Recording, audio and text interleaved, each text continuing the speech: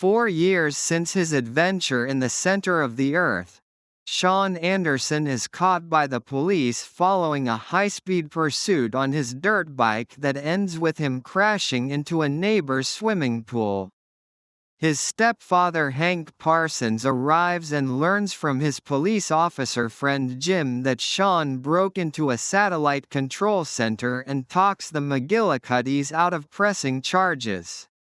Sean is taken home, where his mother Liz scolds him, as he would have landed in juvenile hall if Hank had not intervened. The next day, Hank learned that Sean committed the break-in to enhance a coded signal his long-missing grandfather Alexander may have sent. Wanting to bond with him, Hank helps decipher the code, which leads to 3 books: Treasure Island, Gulliver's Travels, and Jules Verne's Mysterious Island. Using the book's individual maps, Hank uses a tracing light box to make them a single island, complete with its location coordinates. Hoping to prove to Sean that there is no mysterious island there, he convinces Liz to let them go where the coordinates indicate. In Palau, Hank reluctantly hires helicopter tourism guide Gabato Laguatan and his daughter Kailani, on whom Sean develops an immediate crush, to fly to the coordinates, as nobody else is willing to take them. They get caught in a cyclone and crash into the Pacific, waking up on the island. Moving inland, they are shocked to discover miniature elephants, which belong to a prehistoric species, the dwarf Sicilian elephant, and giant butterflies, meaning the animal sizes are opposite. After coming across an egg clutch, Gabato accidentally wakes up a giant frilled lizard, which chases them throughout the jungle. They nearly get eaten, but are saved by Alexander.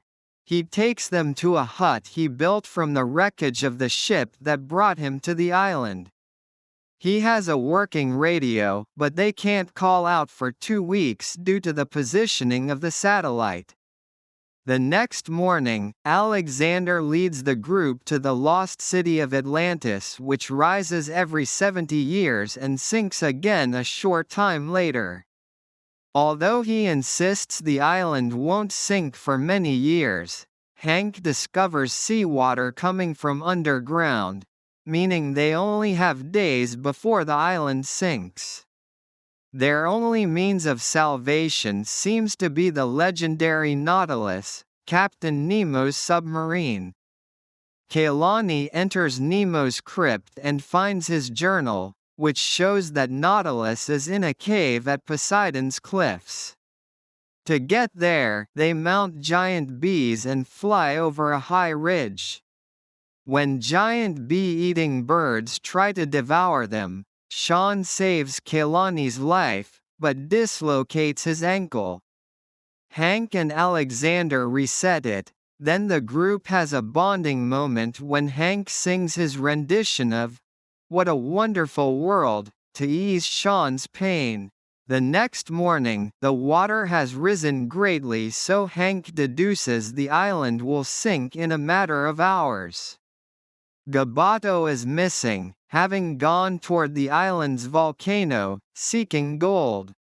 While Alexander and Kailani retrieve him, Sean and Hank head for Poseidon's cliffs. To reach Nautilus' underwater cave, Sean and Hank create makeshift oxygen tanks and dive down 100 feet, but are nearly killed by a giant electric eel, moray-eel hybrid. The 140-year-old batteries have run down, so they start the submarine using the eel's electricity. Kailani and Alexander find Gabato and convince him to escape with them instead of trying to take some volcano gold. As they near Poseidon's cliffs, the volcano erupts. Sean and Hank arrive in Nautilus just in time to rescue the others from the water.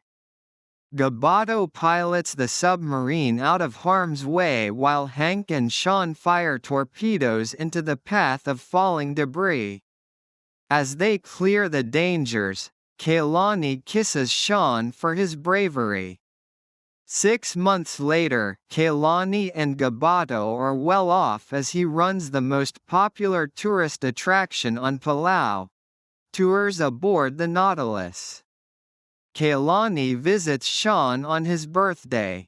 While the family celebrates, Alexander arrives with a book for Sean's birthday present, Jules Verne's From the Earth to the Moon, Alexander's suggestion for the next new adventure with the family, despite Liz's protests.